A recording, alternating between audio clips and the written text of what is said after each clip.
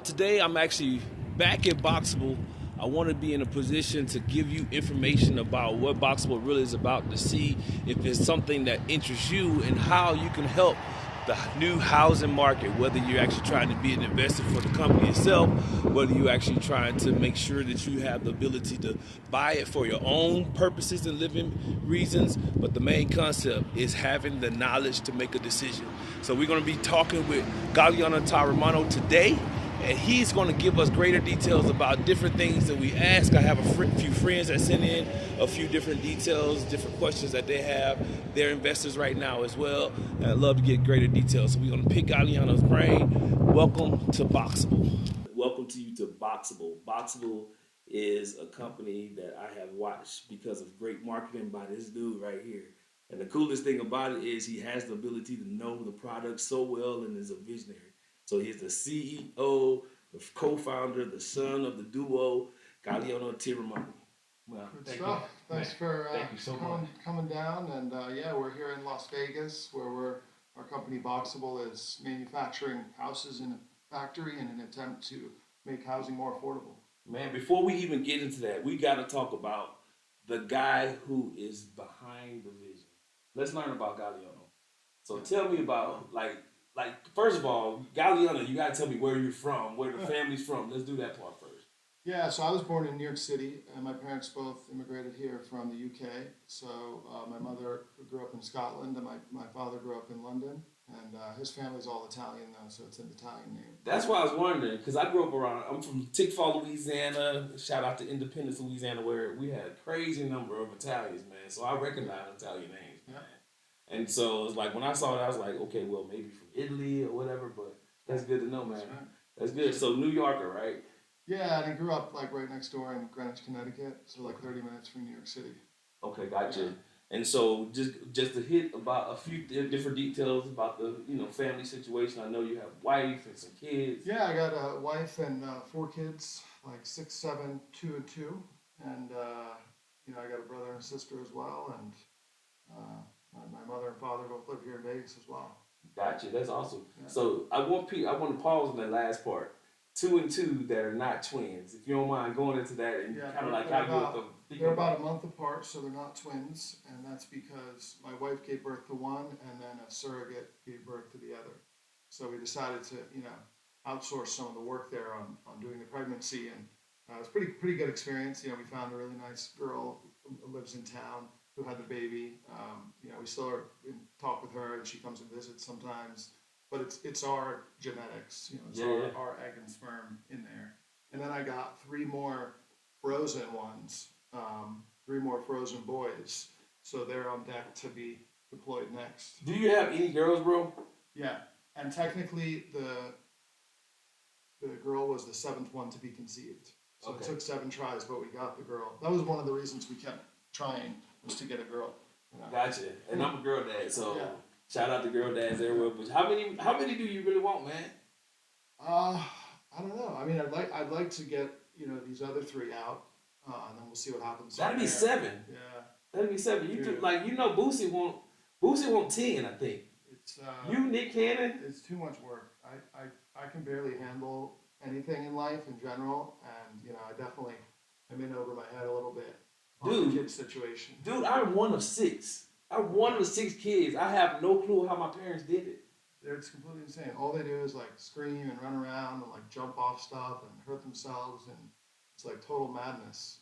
But it's nice. I know, man. I understand. At least you have the lineage, you have the family going on, and like I said, so because I was one of 6, I had 0 intentions of having a big family. Oh yeah, 0.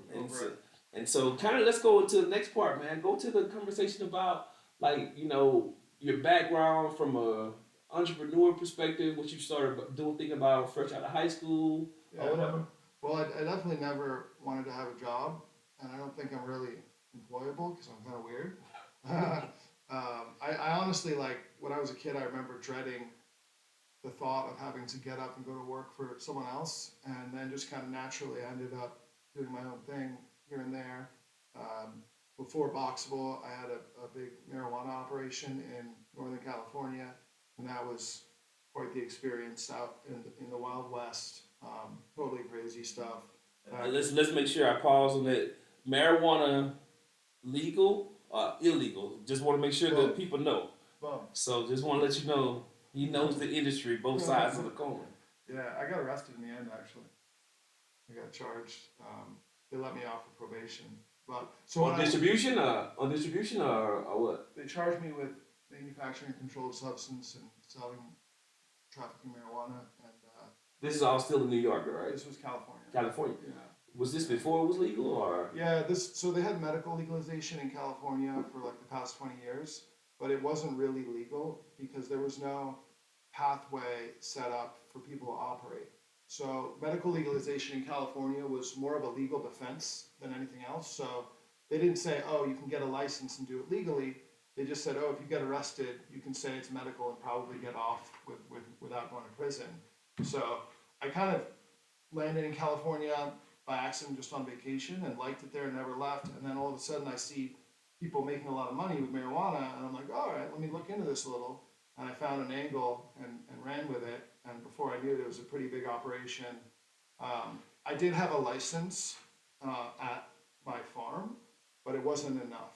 Yeah. You know, the way the regulations work, very complicated, very burdensome. There's a lot that they can kind of get you on because the rule book's so big. Yep. So, you know, I was pursuing the full legal operation, but basically we were operating under medical, and then the legalization law happened while I was under medical, and then I moved into recreational legalization. But what the county that I lived in did is as soon as recreational got passed, they changed all their rules and they pulled my license. So they basically pulled my license. I had kind of a dispute with the county over it because I had paid a lot of money for that license, and then they just fucked me. So then they sent the cops out to cut all my shit down and seize all my money and rip me off, and ended up basically saying, all right, we won't put you in jail if you let us keep the money we seized from you. And I said, all right, sounds good, I'm out. And I never went back to California.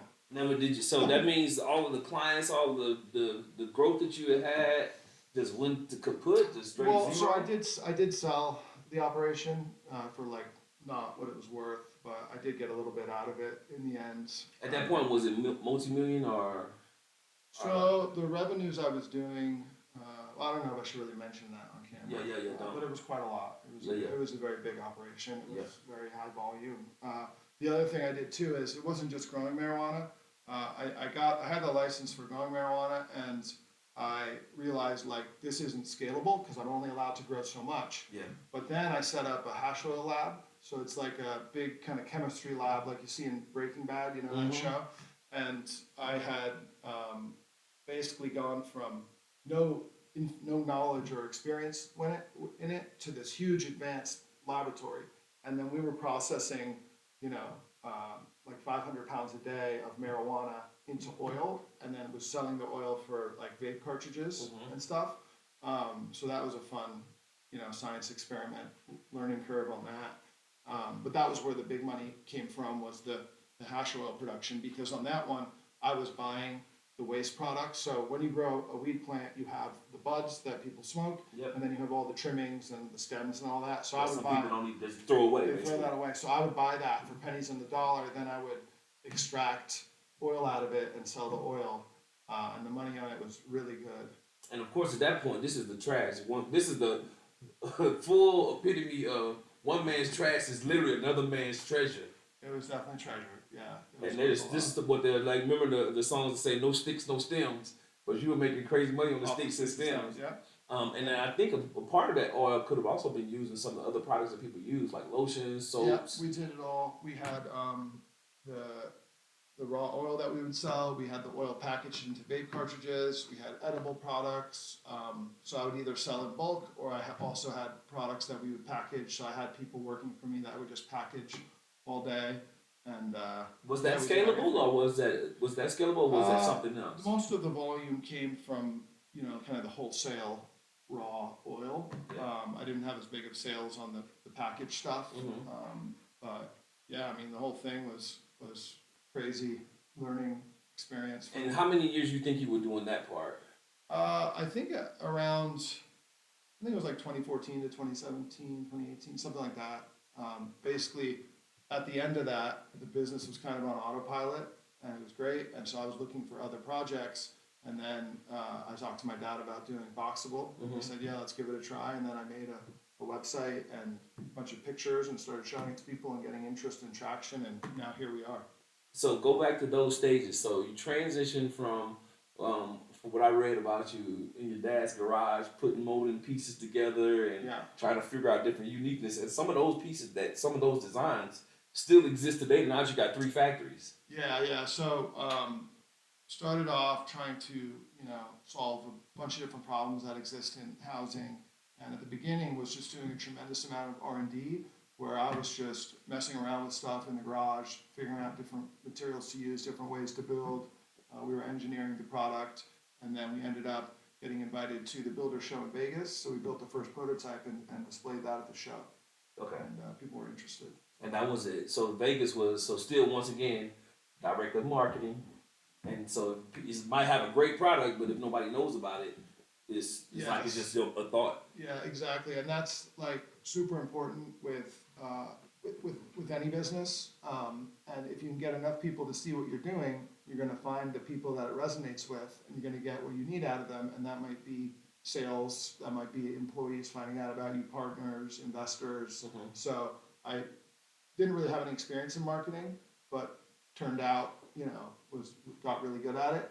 And basically, at the beginning, I was trying to get the local news to do a story on us, and that didn't really pay off. And then I said, you know what, let me go on YouTube and email some YouTubers who do housing stuff and see if you guys want to do a video on us. And I got one girl to do a video, and that paid off big time. All of a sudden, I see web traffic spikes, email inquiries, phone calls, and I'm like, all right, this works. Let me keep running with that. So I kept running with the social media, and now we have like hundreds of millions of video views, millions of followers, and that's extremely valuable to any business.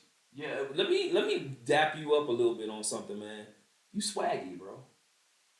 So Thank you swaggy. I mean, it's like I don't know if y'all know this is my second time seeing him in person, but watching the videos, he rocking like the all-star Chuck Taylors. You know what I mean? Even if he dressed up, he still you swaggy. Got the good haircut, long beard. So that's your stilo, man. That's your style. Well, I only have this one T-shirt, and I wear that every day. And, I pretty much wear the same outfit every single day. Mark Zuckerberg, I think, has the same style. Yeah, I don't need to think about how I dress. That's the uniform, man. I got other problems. 1000%, but it's like it's the swag. I think you even have one. It's a T-shirt, but it's a T-shirt that's a stylish T-shirt. I'm like, that's just a swag. Yeah, they're nice shirts. I got I found ones that fit because I'm kind of tall. Yeah. So like a regular T-shirt is like kind of high on my waist. Like so you the showing your T-shirt belly you're button, talking whatever. about, is the special T-shirt. So no one needs to see my belly button. Yeah, nobody. I don't want to see that. You don't want to see it. And then on top of it, it's like it's just comfortable.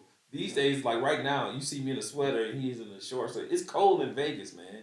I don't know what that's about, but at the end of the day, it's like it's cool to be here. It's cold. I don't know if you feel like it's cold. Well, I'm from Connecticut, where we're shoveling snow, and when I came to Vegas, I'm like, this is great. I love the heat, but then I realized it does get cold here in the winter. So yeah, That's cool, man. So going back to like some of the pieces that we're talking about right now. So this is me and my 2 cents, and you can give me correction on where you think is different, and then of course add on the introduction to Boxable. From what I see, is the Casita.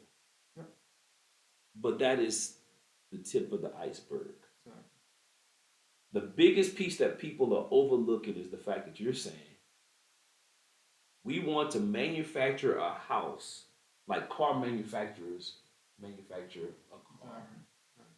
And more importantly, my view is that a car is substantially more complex than a casita. Yeah.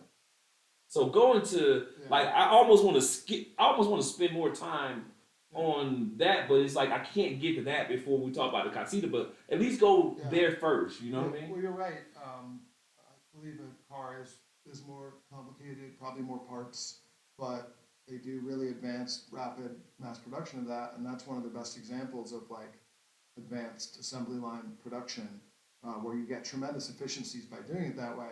And really, it's a no-brainer that we should be building houses like that because the way we are building them is just so old school. It's custom. We're using skilled tradesmen to do it.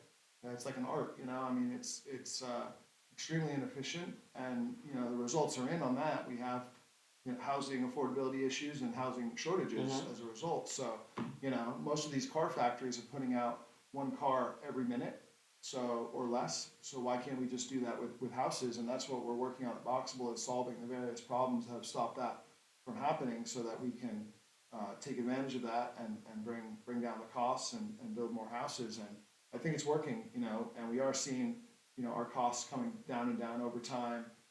As we scale up more, I expect the labor costs to come down and down.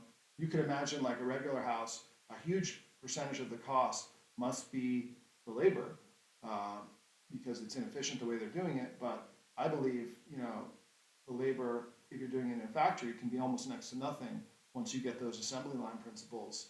And that's the way it is with other factory produced products, which by the way is like every product is built in a factory on an assembly line, but not houses. So, Do you feel like you learned some principles for like the cannabis business that you use here, or you think it's vastly different? well, there are similarities because you know I started business from nothing, learned a tremendous amount about like a specialized field, found an angle, you know, a hustle to get dialed in on, and then set up production, experimented with different materials and equipment, got that kind of scaled up into kind of an assembly line as well.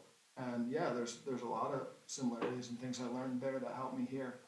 That's good. And I think, and even kind of like going to the school of hard knocks, you know what I mean? It's like a lot of people run from the failure. Can you talk about, you know, I'm assuming you just couldn't just go straight to success. Talk about some of the things that like bumps the road. I never say they're bumps in the road because you still got to go forward. You know what I mean? So they just maybe a bump is just kind of expected. Talk about some of those. Yeah, I mean, certainly, you know, you have to take risk in life to be successful. If you try and take a safe path, you know, probably there's less upside to that. Yeah. And there's still risk anyway. Even if you go, you know, get a 9 to 5 job and clock in, like you can still get fired. Yeah, You know, laid off. but your upside isn't as big. So for me, it's like I've been successful and made a lot of money because I took really big risks and I, you know, kept trying and never gave up. And that's what you got to do is you just got to keep going and going and going. And as long as you don't give up, you can't really fail because you get another chance. Yep. And you really only need one big win. So you can fail 1,000 times and win once and still come out ahead. Yep. And I think that's kind of what you're doing right now. So go into specifically the boxable mindset, right? So go to the casita, right? The casita, for everybody who may not know, is a modular home, not a manufactured home.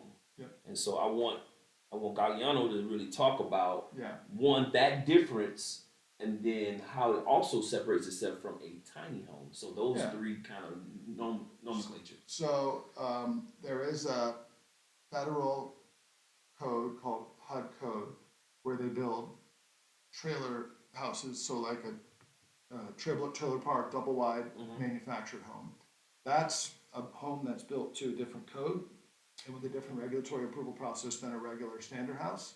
And you know that's an industry that's been successful in creating kind of a sustainable business, but they're limited because you can't put those houses everywhere. Like if you want to go build a mobile home, manufactured home in Vegas, good luck. They're not going to let you do it. So those are kind of limited. But what we're building here is considered modular. Modular just means regular house, regular building code, but built in a factory. So what we're building here is no different from a code perspective than the house that you might live in right now. And then, yeah, our first product is the Casita, which is a small 360 square foot little like studio apartment, kitchen, bathroom, bed, couch, all in one room. And then that was our foot in the door to get things up and running, get things figured out. And, you know, we've sold that product for military, for workforce housing, for backyard cottages, little small developments and things like that. But that's kind of a small market, and the bigger market is what we're calling phase two now, where we're diving into other types of houses. So Multifamily. yep, multifamily. Or just residential, regular three, 4 regular bedroom. 1,200 square foot house. Yeah. So we're just getting started on that. We have some units out here that people can come tour if they want. And we'll do we're a quick looking- little tour real yeah. quick on it too. Yeah, and we're looking for big developers that want to do big projects, like they want to do a 200 house community. So we have a form on our website where people can sign up for that, and then hopefully we can get a project going with those new product lineup. I'm gonna go back to the design of the casita, but right now, what you just said, isn't D.R. Horton being one of the biggest builders U.S. wide? So is that something that they're an investor, correct? Yep. And so with them being an investor, is that one of the goals that they have to take in and consistently just build out subdivision after subdivision after subdivision? Yeah, exactly. So we have D.R. Horton, which is the largest home builder in the country. I think they did 100,000 homes last year, and they are plan to buy 100 or committed to buy 100 units. So right now we're exploring different projects around the country. Hopefully we can get approval somewhere to do it, and then 100 casitas. Yeah. So the original deal with them was 100 casitas, but I think probably it makes more sense with them to do the phase two. So we'll see how it pans out. I'm hoping they'll do like a apartment or a single family community. It's more money and more boxes for us if they do that as well. Yeah. And I think it's easier to get those projects approved because a lot of times we try to get a community of casitas approved. They don't like it because they think it's going to be like low income housing, so they don't want those kind of neighborhoods. So we've had that problem before where like the city councilman will be like, "Fuck you guys, you can't do it." Yeah. Not that we're breaking any rules. Everything we're doing meets the rules and the zoning and the building code, but they just don't want it, and they kind of have power to shut these things down, which is unfortunate. And I think it's interesting that you say that because one of the things that was that I've definitely learned by coming here and actually seeing the 1,200 square foot townhouse that you have on how possible it is. And we'll go out there and I'll let you give your vision on what that looks like. But the one thing that's so interesting is that it's still using the same principles as the casita. It still folds, delivers to your location, still get manufactured in the house. So go into greater detail on how. Yeah, the folding is super important.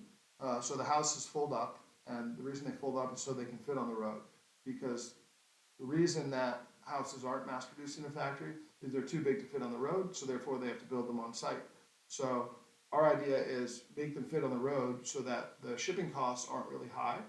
Because even if you try to build a room module that's like a wide load, which other modular manufacturers do, and ship that, it still adds a lot to the cost to the point where they can't really ship it far from their factory. And if you can't ship it far from your factory, and you have a small factory, and you don't get all the efficiencies that drive the cost down. So, our original idea was fold up the house. That's what we did with Casita, and that's what we're doing with the bigger room modules.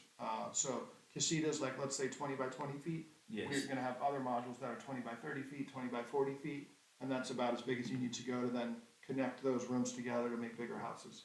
Okay, and right there, one of the things that I got questions coming in from guys before I did this. What's special about Boxable? I can order this on Amazon. I definitely want you to give me the differences and everything, especially whenever there are folding guys. Yeah. So there are other kind of niche products on Amazon and out of China. The problem with those is they don't meet the building code and they don't have any regulatory approvals. So if you wanted to buy one of those and deploy it, you're not really going to be allowed to in like 90% of places because it's not really a house. Like it's a kind of a shelter building, but the way they're built, the materials they use, kind of the quality of it isn't there. So it's not really up to par. And those are usually just like small house solutions. They're not a full building solution for like single family or apartments. You definitely won't be able to put them together. Different stuff. Yeah. Like we actually had a regulator in here the other day from Arizona, and they were talking about how they were going to shut down a project that was using those Amazon shipping container homes because they don't meet building codes. And frankly, those products are totally fine, they're totally good products, and the fact that they're not allowed to be deployed is ridiculous, and they should be. But the way housing is regulated is crazy. There's a tremendous amount rules and permits and licenses that you need to get to do it. So Yeah, and I think that was the biggest thing is like if they have, you'd much rather that being a place where some of the guys who are unhoused can live versus on the street. yep, it You know, doesn't make any sense. You know, other countries allow what they might call substandard housing to be built. So like in certain countries, they'll let you build a whole building that doesn't even have any bathrooms in it. And guess what? That's better on than the not street. having anything at all. Yep. And this is a country that's founded on freedom, but you know we're not free in a lot of stuff, and we're certainly not free to own property or do what we want on our own property, and it's unfortunate. Yeah, and I know some of the regulations come a long way. Yesterday, I was talking to a gentleman as I was waiting for my airplane. And he said he has about 300 acres right in the clean area. Yep. And I was telling him about Boxable, and he's like, "Dude, yesterday I got a tiny home delivered." Oh, cool. So 9 times out of 10, he's gonna be an investor. So, Nice. Nice. but the reality of it all is, he would probably say, "Man, I could probably put a lot of these on my land." And as soon as he said that, I went straight to the, "I hope your permitting is allowed." Yeah. I really hope it's allowed because I've been in this space sometimes where they'll have a little limitations on a livable unit. I remember when we were doing one project and we were looking at trying to flip a neighborhood for like 100 acres, right? Just to flip it, kind of like what you were talking about. They said that they only allowed 30 livable units on 100 acres. I'm like, that's crazy. All kind of crazy, ridiculous rules like that. It doesn't make any sense. Like if you want to build a shed right in the middle of your 1,000 acre parcel, they're not going to let you do it, and you're not bothering anyone, and it should be none of their business. But that's just the situation. So hopefully we can see some reforms on those regulations. And I think it's going to take, you go back to the statement that you mentioned, like, because you're a weird guy. I don't think so. I think you're a visionary. I mean, without vision, we perish. You know what I mean? And it's like, think about it. Just think how crazy it sounds. So simple, Yeah. but for you to say we want to build a house like I build a car, it sounds so simple. But why haven't we thought about it before now?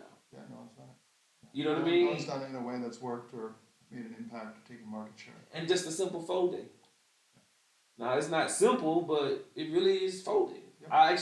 We just did a tour just now before we started the interview, and we was able to see it up close and personal of how the folding happens. Of course, when you get to the location, full deployment, you remove the hinges.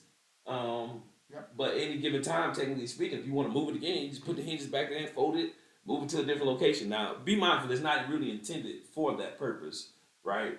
To Yeah. be moved again, like a mobile Yeah, home, like yeah. a trailer, but I mean, you can totally do it, but the intent is to be it permanent. just costs money. There's a certain amount of cost to set it up, so wouldn't necessarily want to relocate it.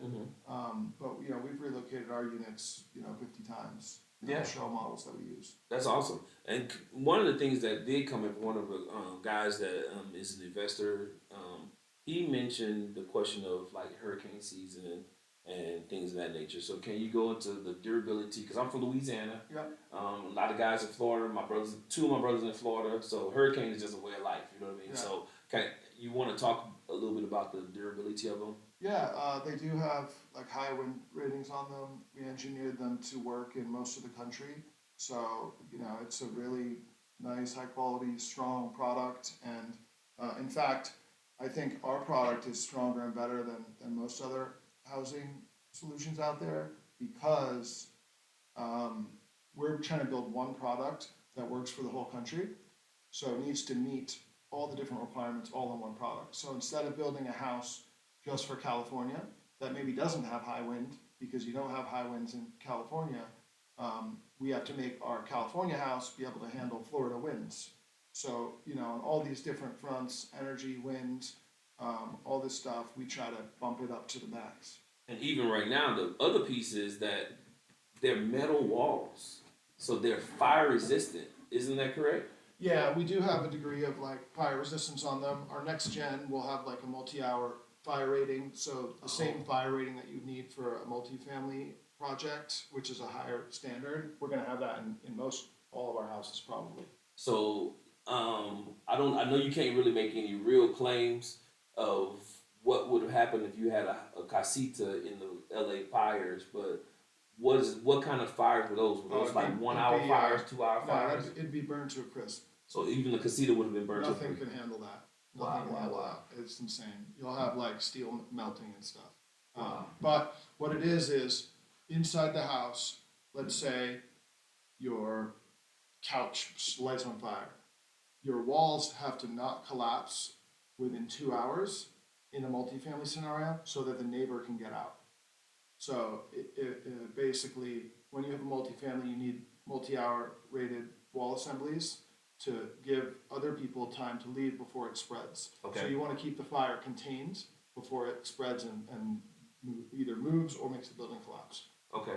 And so that's the good thing about this model. And what about the ones when you're stacking? The same argument, would that still be able to get out? Like if you have a sofa downstairs. Yeah, we have you different ways that we're building them, and especially for the next generation, we're weighing different pros and cons. But bottom line is they need to have really high fire rating.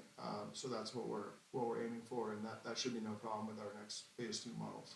Gotcha. So let's go to deployment. Everybody won't be trying to get a shipping cost from Las Vegas if I live in Miami, bro. Yeah. So talk about how you're going to mitigate that. Like, is it regional We can manufacturers or what? We can put 2 on a truck. So we were just talking about this. So it's about 10 grand for the truck. So then 5 grand each box. So 5 grand out of 60 grand. Not too bad. But that's definitely a big factor that we try and Hold fix. up, rewind. So of the 60,000, the delivery cost is inside that, or is it 65? No, we quote it per For the project, whole project. depending on where it's going. Okay. So to go to the farthest point in the country is about 5 grand. Okay. So so it's not too bad. And then we had a project, our first project. They got trucked to Florida and put in a barge and sent to Cuba. Yeah. So pretty much as crazy as you can go with the shipping, and the project was still feasible for them.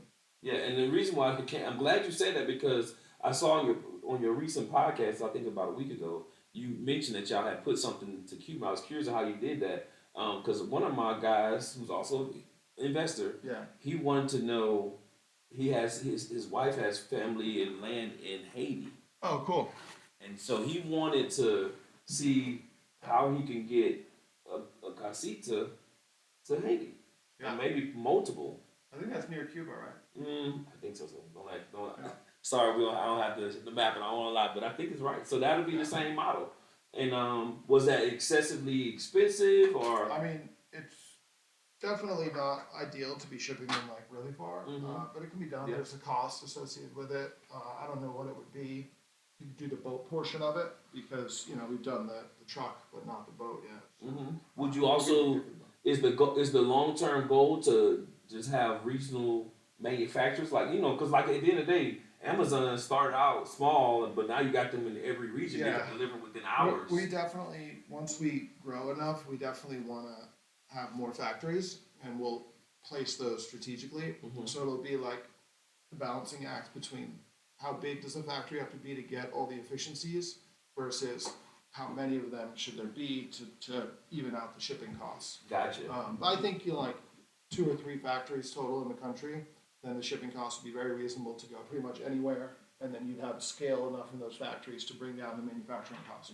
Gotcha. And I think that's one of the things I was telling. It's like, at the end of the day, like use the Amazon method, right? They just pretty much, you create a product. Yeah. And once you create a product, it'll go into all the hubs. So now you can deliver with a Prime membership within hours, sometimes overnight. Yeah. You know what I mean? And we could possibly have like kind of shipping depots, like Yeah. maybe we end up using rail, and you can put like 150 on a train, and then maybe it makes sense, to have different locations around the country where we stockpile them, and that reduce your costs drastically. Bring down the cost. Yeah, we'll see how that all works out. Right now, it's just early days, and it's not a big That's issue a very for good us. idea, and that technology, railroads have lived forever in 10 years, and it works. Yeah. You see containers on them on a regular basis, so it's like that could definitely be something that's available for whatever is necessary. And of course, I'm supporting. I'm from Austin, Texas. Shout out to Austin, Texas. Well, we do want to do our next factory in Texas. Awesome. I'm saying it right now. Austin, Texas, baby. Yeah. All right. Somebody need to give me a promoter fee for supporting Austin. But at the end of the day, I will tell you this: I support, like, one of the things I speak on is autonomous vehicles. Cool. And a lot of the autonomous vehicles started their plans in Austin. Yep. So Yep. I'm just saying, bro. No, I like it. We definitely have been looking at land and stuff in Texas. Yeah. So we're planning And ahead over there. so come on over, bro. Like I said, you might. Matter of fact, the guy I was telling you about, he got 300 acres. He might be able to share some of it. It's in Killeen, like real close to one of the big army bases in Austin. So go to the conversation about. I want to go to like the benevolence. I know, for example, your mind is where everybody wants to hear the mindless housing. We're not just talking about it; we're executing on it, right? And your heart, I can feel a heart right now because right now everything you said is about. It's less of the money, but more of let's resolve a housing issue. You know what I mean? So when you talking about, like for example, I think Rick Carosi was talk. I think Rick Caroso was talking about how he's trying to make sure people have houses right now, especially with the fires. He's putting a facility on people's land. Um, how are you all engaged? I'm assuming you're getting thousands of calls about things like that, earthquakes. How do you all like try to help? I mean, because at the end of the day, I know you want it's the business, Yep. but you still want to have the real core heart part Yeah. engaged. So how do you work with those guys? Let me obviously, like, what we're trying to do here is to solve a problem for people that's very serious problem and make people's lives better. So we want to achieve that by making a lot of money so we can use that money to keep scaling things and keep fixing the problems. So, the company is for a good cause, and we're going to use, profit and money hopefully to achieve that. And, we do get a lot of interest with various like disaster relief situations. So like Hawaii, we sent a house there to Hawaii. We have, That was both, I'm assuming. yep, yep. LA, we've already put some demo models there, trying to get the job on some of that rebuilding. And North Carolina also, we've submitted to help with some of those disaster relief efforts. And if you think about like our product, it makes total sense because when there's a disaster like that, you need a quick solution. You can't take 9 months to build a building.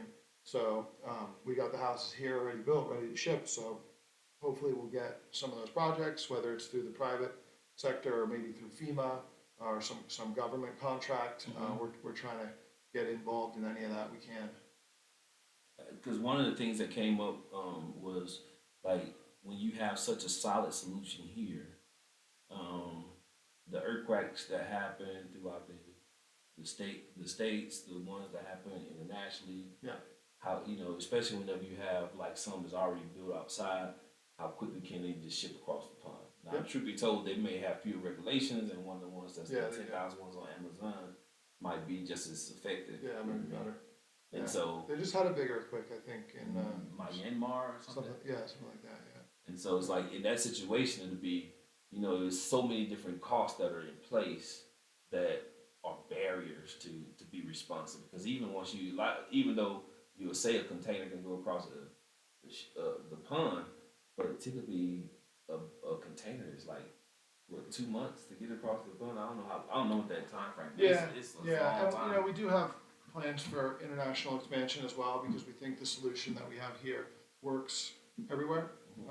So once we dial in the formula here and perfect it and say, look, we've made a sustainable business here, we'll look to Copy and paste. copy that. Yeah, exactly. Copy and paste. So go to like we're gonna go to the conversation that's centered around like this is a huge lift, right? Just to get Boxable. Do you, in your wild brain of visionary, have anything else that we don't see, like the next 10 years, especially from a next 10-year growth perspective? I know we're trying to do a $1 billion raise, but even outside of the money, Yeah. Do you have visions that we haven't mentioned? No, thus I mean far? it's pretty much just all kind of laid out, to continue scaling production, to continue getting traction on sales, to continue refining the building materials. One thing we do want to do is we want to be the developer on the projects. So right now we're looking for customers to come and buy our product to help them build faster. So we're looking for builders and developers, but we want to be the developer so that we own the project and it can be all streamlined and we can be in charge. And I think that will really help the business to grow because there'd be less barriers there. Like instead of us spending every day, talking to 50 customers and one of them comes through, we just go out and do our own project and that should streamline things. Yeah, and so are you potentially going to be one that develops an entire subdivision? Yeah, that's exactly what we want to. So would that mean that you would buy the We 100 buy, acres buy or the something? lands, And build then the do everything? roads, all that. Yeah, for Oh, sure. that's That awesome. that makes sense for us. Yeah. That's awesome. Yeah. And of course, would you have a relationship with some of the existing builders, such as a DR? Yeah, Would you leverage we them, basically have partnerships? so many different leads and opportunities and people walking in here that we're going to be able to go in and cherry pick the best deals and the best partners to do that with. So it's great. Yeah, and I think that, and so that would be single family homes, so like 3, 4 bedroom. Or are you gonna go to like more apartments? We as just see whatever makes sense. I think early on apartments is better because there's less land development and that's not our strong suit. Our strong suit is building the room modules. So I'd like to do a big apartment complex. well? Gotcha. Yeah. Let's talk about specifically that, because the average home is like 420K. Yeah. You feel like you would be able to say, "Oh, freak that! I'm in the middle of Austin, Texas, We need to. and our cost is, let's say, for example, let's do real math, right? Real math is I get a slab. Let's do a 4 bedroom house, and even just on the easy numbers, 4 of the casitas would be a little bit over. That's basically a little bit over almost 1,300 Yeah, square foot, and we should be able to.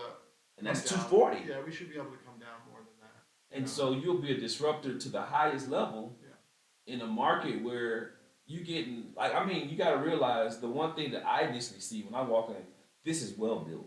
Yeah. High ceilings, like in my personal opinion, the walls that you all have, even you can sell just that for somebody who wants to build their own product. Yeah. Okay. And I'm not sure if you were thinking like that, but I know I am. I'm a I businessman. don't see a big market there, but it's definitely possible that down the line we can have a wall system. Yeah, because at the end of the day, it's like I'm assuming that you have like what's typical studs? What, 2 feet apart? In your walls, do you have studs? I'm assuming you have studs. They are basically right now laminated panels, so EPS foam laminated skins. But in phase 2, we're gonna have steel stud walls. So before we go, I know we're gonna. I don't want to be too long here, but let's talk about the investment part. Right now, it's at 80 cents per share, and I'm so glad y'all extended because I wanted to do this interview first. Nice. And so before you all pause, kill the start engine, aka, and also deal maker. By the way, that was a question of confusion for me. Yeah. I want to make sure maybe you could talk to it because I'm not the finance guy at all. Yeah. But I was telling friends about it, and it's like start engine. I'm like, I don't even know what start engine because when I became an investor, it was all deal maker. So my shares for the Green Bay Packers is also in deal maker. And so when I bought these, there was a Boxable, and I was like, so now I got my Green Bay Packers shares, and I also have the ones for here. Yeah. You know what I mean? So historically, But we're then a start raising. engine too. So I maybe break down. We're just basically raising on 2 platforms. One is Start Engine, which is a crowdfunding platform, and the other is direct on our website. And basically, I just did that because Start Engine has a certain audience that are investors that we wanted to get in front, so we listed on their site as well. Okay, gotcha. So this is the part I don't know anything about this. So hopefully you do, and if you're not, you can defer to somebody else. So once the BXBL became live, we immediately got a notice that said initially March 29th was going to be start engine was going to go away, but then of course it got extended to I think April something. Was it April 14th, April 19th? 14. April 14th. All right. So why can't you continue on start engine? Is there? I'm not sure what those things are. It's just kind of like for marketing, we strategically close it down on Start Engine first, and then Dealmaker will stay alive for some time after that, and then we'll announce a final close date where the whole thing's over. So the pre-IPO purchases will officially end, even with Dealmaker as well. Yeah, and so I'm not sure. We don't have any dates or anything on it, but of course it will end at some point. Yeah. I got you. Okay, so people, I'm glad you said that because there's a huge thing. As a matter of fact, I've seen some of your marketing that said, "Hey, you only have a certain number of days to buy." I'm sorry. but only on Start Engine. Yep. But they still can participate Yep. on Deal Maker. Yep. And the only difference is one is both are just getting stocks, same stuff, but just stock two and totally Boxable. different tools to get. Yeah. So like Sure. E-Trade and Yep. some other Exactly. tool. That's a good analogy. And so then after those come down, even Deal Maker comes down, Yep. at that point, I'm assuming it'll be paused until either But we'll the see what happens next. yeah, so I don't know. I don't want to talk about SEC too much because I know they've got a lot of regulations, but they regulate your movement financially Yes. on raises Yep. as well as if you all eventually go public. Yep. And so you all got to link with them to get the necessary approvals to continue to offer after your finances. Because right now, you up until while you're private, you don't have to submit your funds or your reports publicly. But Well, once we you do actually, we file everything with the SEC, we have audited financials, we do reporting with them, Okay. so everything's available on their website, and they review it occasionally. Gotcha. And so definitely once you go public, it's definitely going to be quarterly reporting. Yeah, we're gonna even more continue with all that Gotcha. reporting, it's all the same stuff that we do now. So numbers and everything are available, even though you're a private entity, you still Yep. have all that publicly. Yep. And is that just a simple requirement because once you start the request to get the ticker? requirement for us to file with the SEC is because of the number of investors we have. Okay, So gotcha. because we have so many investors, we are now a public company, even though we're not listed on the NASDAQ, so all our stuff is publicly available. And that's BXBL.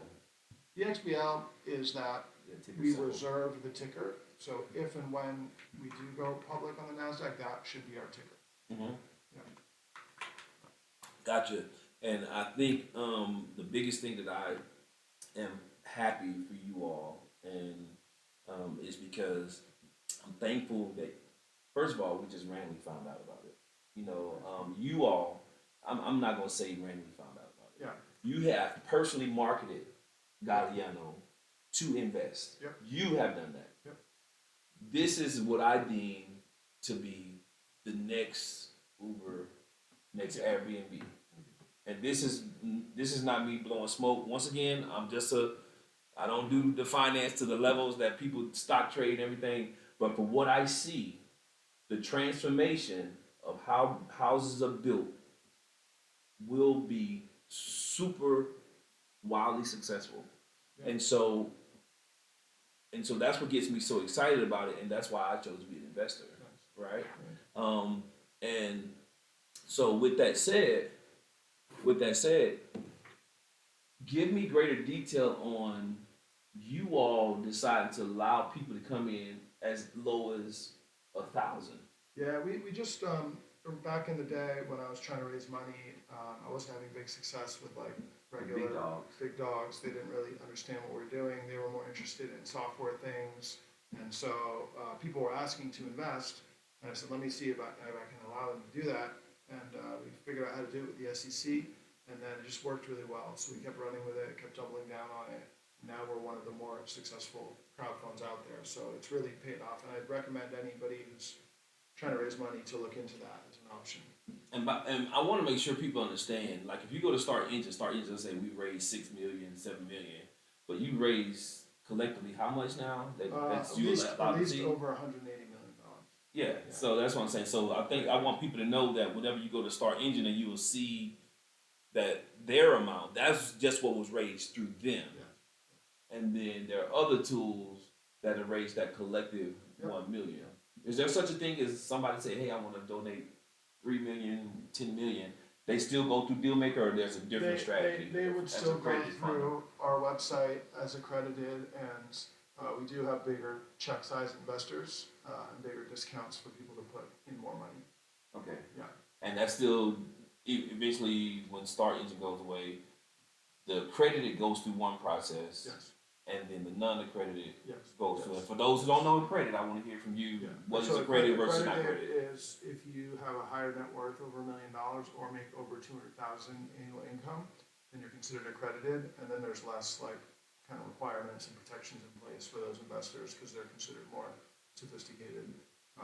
So we just kind of have a separate offering for them to go through. It all still works through the same process on the website though. And and that process is the same for a company that's going to invest as well as an individual. I'm not sure if the numbers are exactly the same on like net worth requirements, but So like yeah, about- there still is, different, threshold for accredited if they're a company versus an individual. Okay, gotcha. Yeah, I mean, I would just say, if people are interested in following what we're doing, please check out all our social media, subscribe to YouTube, Instagram, all that. We post constant updates of what we're doing here, and tell your friends about it. And if people want to come for a factory tour, we're open for tours, and they can email us anytime. Hello@Boxable as well.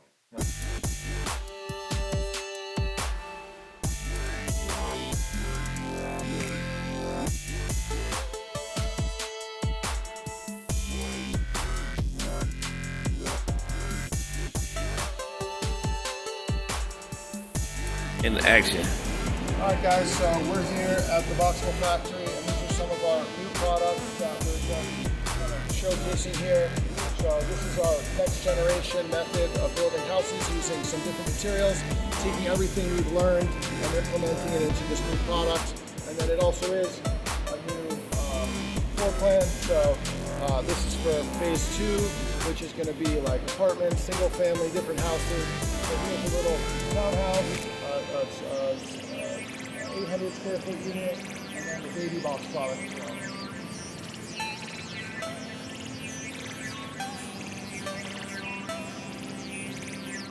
As you can see, like really nice cladding here. We were actually able to get the ceiling height even higher on this one, so we're at about 10 feet. Nice. Living room, kitchen area.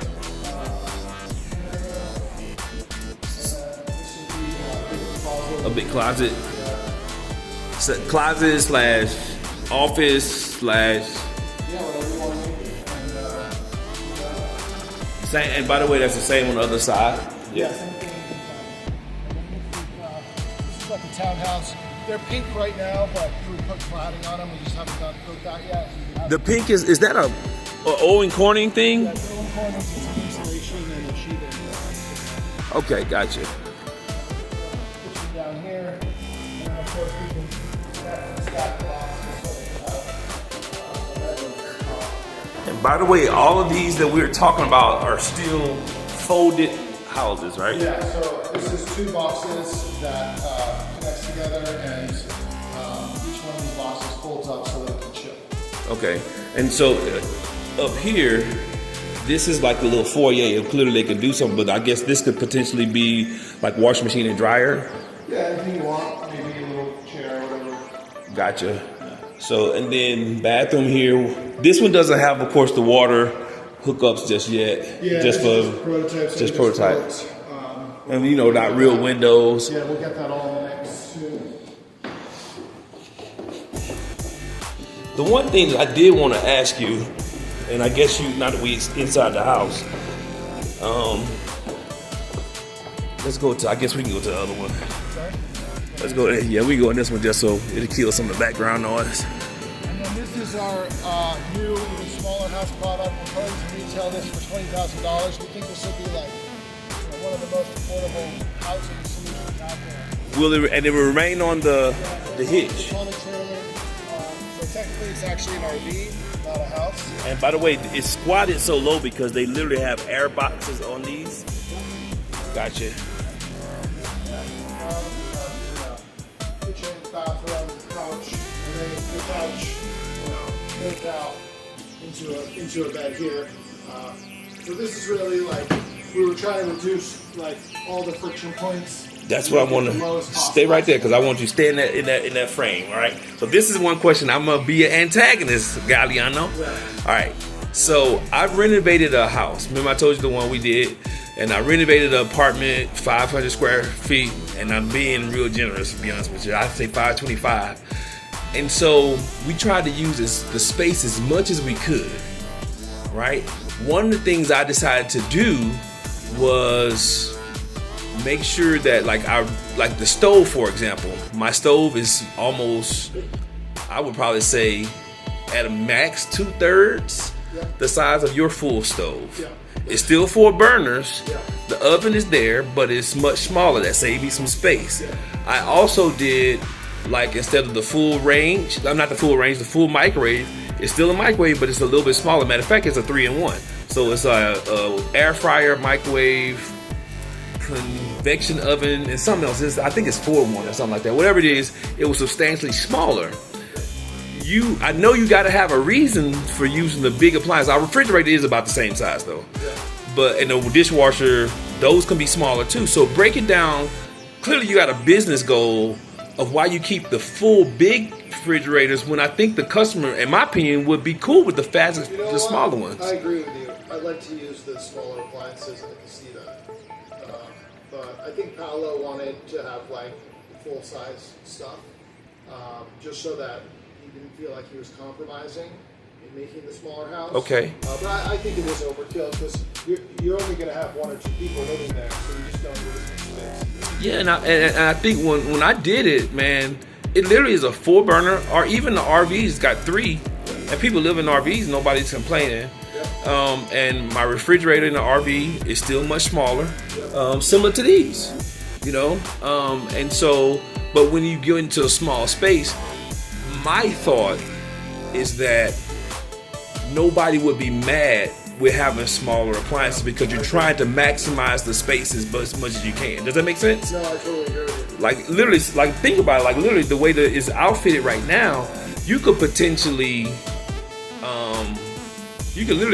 get a whole nother wall. You could literally make it a 1-bedroom. You know what I mean? By having a wall, it ain't nothing but a wall. So, but now it's a 1-bedroom, and you can have like a desk or something. No, I agree. You know what I mean? The other thing that I want to, this is me gonna give my unsolicited feedback. Those washer machines come standard, and I think that's the one that you all have secured.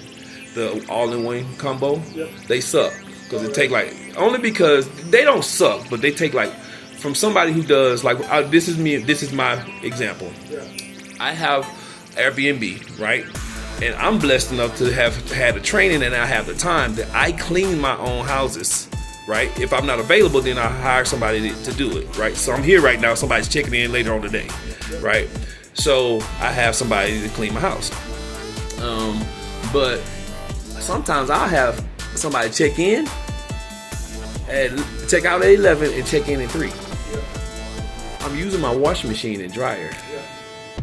I couldn't do that with the flip towels, sheets. I don't know about it. My wife does the laundry and stuff. Yeah, and so I would almost recommend. Check the reviews on it. Yeah, so and it's like it's good for the space, but since you don't have an issue with height, yeah, get the double, because the all-in-ones, 4 hours for one load, bro. 4 hours for one load, and there are some that are ventless.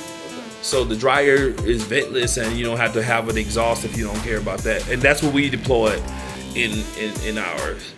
So just a little feedback from somebody who's done it before, and plus it's like I wouldn't even know how to do it if I literally had to go to a washateria, or just have a whole different new set of products. You know, that's what a lot of people do. They just have a whole new set. But like I have but sometimes I might have 12 people in my house. So that's a lot of towels that are needed for the next person. You know what I mean? So does that make sense? Yeah. So just my 2 cents. But I just like, even like this space is crazy efficient, but I would probably but the one thing I would add in this one is like a 2-burner. Or the convection 4-in-1. I don't know what we have. Oh, we don't have anything yet. Yeah, I don't know if that's supposed to be just because of mock-up, but yeah. So this should be decorated. We just moved it out. yeah, this is really well made, and the good thing about the modular, not the modular, but also the RVs is that it comes with the furniture. Yeah. And so when it comes with the furniture, it actually makes it so it's all one thing. Yeah, we're gonna try and have everything we can included in it. Well, I just want to say thank you to Galiano. Thanks for coming. Man, thank you so much for your time, bro. Awesome. I mean, just responsiveness is just, that in itself is going to be just transformative. I know later on you ain't going to have the time, but I thank you for this time. I'm hoping you're going to be so successful that you don't have the time to do it, but I thank you for the time, your early beginnings. Wish you all the success, brother, because at the end of the day, I know for a fact that this is going to be, it's already wildly successful. I think you had a video where you say, the thing is right here, you thought it was only going to be here. And so salute to you, my brother, and I'm happy to be an investor, man. Let's make it to the next level. So Gregory Harrison, check us out. We'll be doing this, we'll be posting this sometime. I don't know, man. I'm outside of Boxable today. I had the opportunity to come here 2 weeks ago, and I met one of the co-founders. His name is Galiano. He actually allowed me to spend some time with him today, and I'm just blown away by his mindset and his concern for just making housing affordable. If you can see behind me, I have a number of different casitas that they formed. Now be mindful that all of these are the same white casita. So this one behind me is still the same white casita, but they just outfitted it differently. So this one looks like a log cabin, and we'll go on the inside of them as well. But be mindful that even the regular casita, they added a deck. So all these different things make it your own, but the main core piece is that casita right there, 19 by 19 foot wide. So then we have this one over here. Once again, different pitch on the roof, different styles on the outside, just different ways you can create your own 19 by 19, 361 square foot home. And so we're gonna walk back on the other side so you get a chance to see what they've done on the inside. If you look at them, all of them are 100% the same, but they just been decorated different on the outside, put their own special touch. And so this is what we're doing from a housing perspective. This is what it's really about. And so at the end of the day, Boxable is just transforming how housing is built. They're just scratching the surface with the what quote unquote tiny home. So this one is the same one, starting on the end. But if you look at it, it's basically the same thing. Exact same full plan, full size refrigerator, full size stove, oven, microwave, you know what I mean? Countertops, the AC and heater. They have this thing just to create some additional space. Bathroom. You know? So it's just different ideas, 100% the exact same thing as I go from spot to spot to spot. They got 4 different ones on display, so I'm gonna make sure you see all 4 of them so you get a chance to see what they look like on the inside. But once again, you see this one has a different thing. They got like a little stucco vibe on the outside of here. Once again, the interior is still metal on the outside, like a wood door. They just got it outfitted a little bit different. But you can see the same details. Same details. But they just got it decorated different. Ain't that what life is about? Put your own little touch on things and make it your own.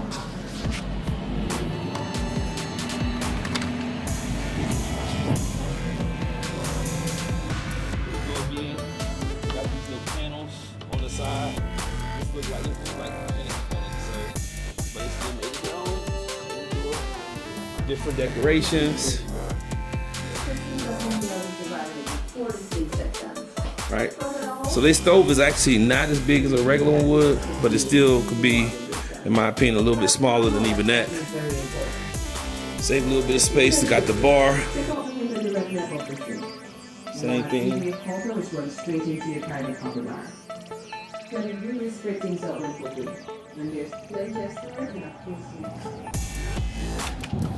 And this is the one that everybody has. They have a front with the log cabin thing. Be mindful, like it look like logs, but it's not. It's just siding. Again, 180 mil raised. So my criticism is this, because it really doesn't. Like if you look at these combo units, it seems like a good idea, but it takes like 4 to 6 hours to actually do one load. And so you probably would prefer not to have to wait 4 hours to do one load. So I think they should do a stackable, so you can, do short. You wash and dry at the same time, 2 separate loads. And the total time is substantially less. It only take like 40 minutes to dry even thick towels. So why would I wait 4 hours for that? You can see they outfitted the back here. And this is the regular casita. It's a white box. They have all the stuff, but you add on this, so let's not get it confused. They don't come with a Tesla power share. Don't come with a Tesla charge. You can add that, you know, if you see fit. But this is the regular casita, and of course the appliances come with it. They have this little shelf right here for storage, as well your closet, but equally, you know, it's still all one unit. So, some glass doors, and of course they say definitely don't poop in that. Please and thank you. So for those who actually are here even at late nights, you can come and check this spot out 24 hours. This one's gonna, the other three won't be open, but this one is literally open 24 hours for those who just might be in Vegas late night and then meetings all day and decide you want to come check it out. This is where you can come check it out. It's open 24 hours a day. Come in, see what it is. If you decide you want one or you want to become an investor, it's a great place to kind of check this out and see it for yourself. Because seeing this, what they're doing here, is just transformative. That's all it is to it. Super transformative. So hopefully this helps somebody to make a decision on whether or not they're interested in the casita, whether or not they want to invest, the whole nine. So see you in the next one.